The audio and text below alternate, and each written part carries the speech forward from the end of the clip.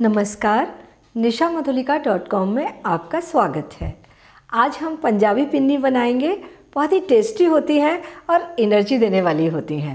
तो सर्दी के मौसम में आप इन्हें ज़रूर बनाएं और रोज़ाना खाएं। आइए बनाना शुरू करते हैं। पिन्नी बनाने के लिए सबसे पहले हम गोंद तलेंगे। आधा कप घी कढ़ाई में डाल देते हैं। घी को गरम कर लेंगे। घी गरम हो गया है। गोंद तलने के लिए हमें मीडियम गरम घी चाहिए और आग धीमी और मीडियम चाहिए। 1/4 कप गोंद लिया है हमने।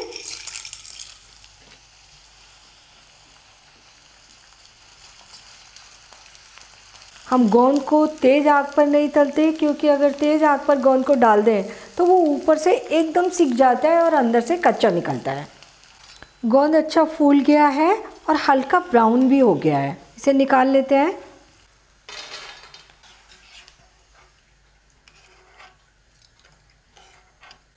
गोंद को तलने में हमें 3 मिनट लगे हैं। ये आधा कप बादाम, इन्हें हम मीडियम आग पर बादाम के फूलने तक और हल्का सा कलर चेंज होने तक तलेंगे। बादाम फूल गए हैं, फटने लगे हैं, सिक चुके हैं। बादाम सेकने में हमें 2 मिनट लगे हैं। आधा कप काजू लिए हैं और ये हमने टुकड़ा काजू ले लिया है। इन्हें भी मीडियम आग पर हल्के ब्राउन होने तक सेकेंगे। बादाम का हल्का सा कलर चेंज हो गया है।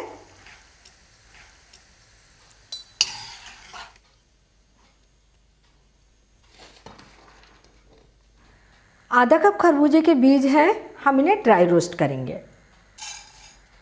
बीजों के फूलने तक और हल्का सा कलर चेंज होने तक हमें इन्हें भूनना है। आग मीडियम हाई रखेंगे। बीज चट-चट की आवाज़ करके फूल रहे हैं। थोड़ा सा कलर भी चेंज हो गया है। बीज भुन चुके हैं और इन्हें भुनने में 2 मिनट लगे हैं।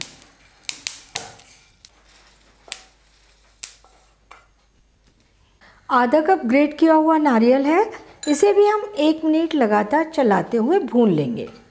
नारियल का हल्का सा कलर चेंज हो गया और अच्छी खुशबू आ गई।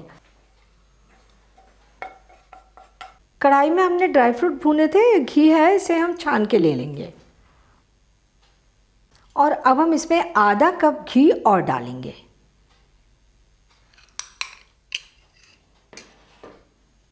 दो कप गेहूं का आटा लिया है।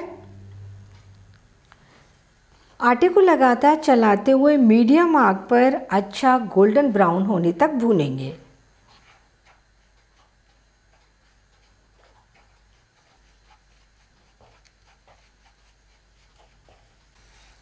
हमें घी थोड़ा कम लग रहा है, थोड़ा सा घी और डाल देते हैं।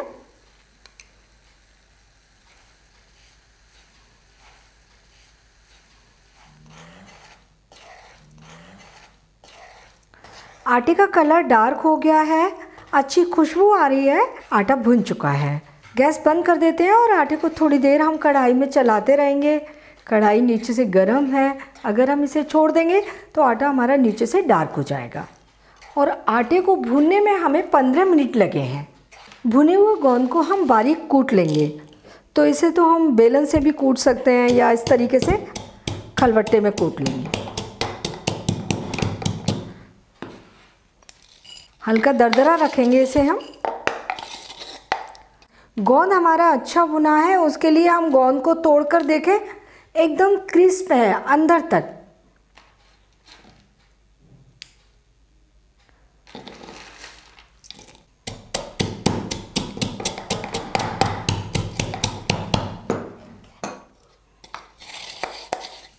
इसी तरीके से हम काजू को भी दरदरा कूट लेंगे।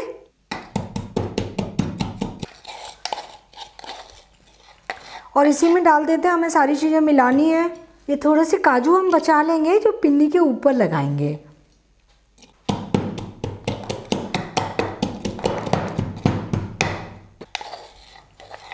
इसी तरीके से हम बादाम को भी कूट लेंगे।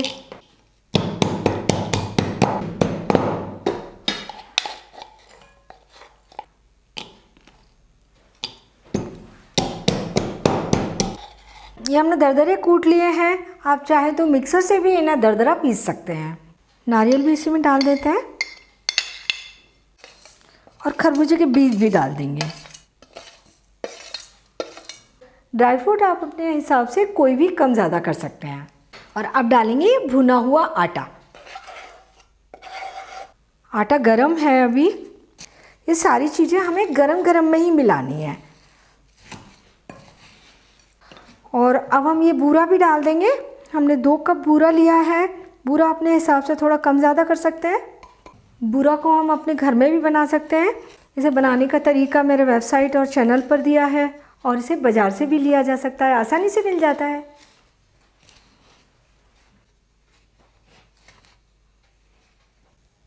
ये सारी चीज़ें हमने मिला ली हैं, लेकिन मिक्सचर हमें थोड़ा सा सूखा लग रहा है।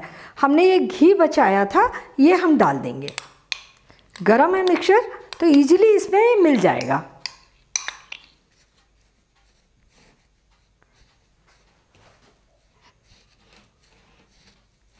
एक चम्मच इलायची पाउडर डालेंगे और अच्छे तरीके से मिक्स कर लेंगे।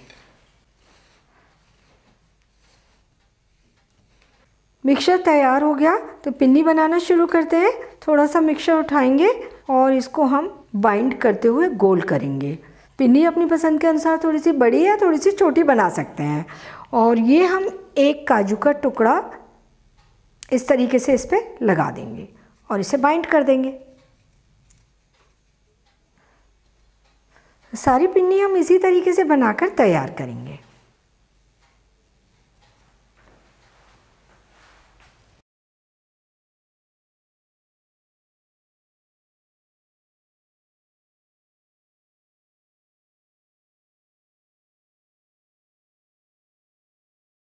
ये हमने सारी पिन्नियाँ बनाकर तैयार कर ली और इतने आटे से हमने 25 पिन्नी बनाई हैं। गेहूं के आटे की पिन्नी बनकर तैयार है, लेकिन थोड़ा सा ध्यान रखना है।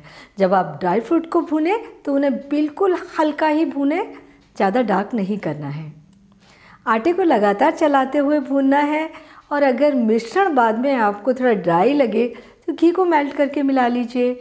और अगर थोड़ा पतला लग रहा है तो उसको आप थोड़ी देर के लिए खुला छोड़ दीजिए। ठंडा होने के बाद पिन्नी बना लीजिए। आप बहुत अच्छी पिन्नी बनाकर तैयार करेंगे। इन्हें पूरी तरीके से ठंडा होने के बाद किसी भी कंटेनर में भरकर रख लीजिए और 3-4 महीने तक खाते रहिए। तो आप इन्हें बनाइए, खाइए और अपने अनुभव मेरे साथ शेयर कीजिए। मुझे आपके कमेंट के जवाब देने में बहुत अच्छा लगता है। और मेरे चैनल को सब्सक्राइब ज़रूर कीजिए। अगर आपने मेरा चैनल अभी तक सब्सक्राइब नहीं किया है तो इसे तुरंत सब्सक्राइब कर दीजिए और बेल आइकन को भी क्लिक कर दीजिए ताकि मेरे नए वीडियोज़ की इन्फॉर्मेशन आपको मिलती रहे।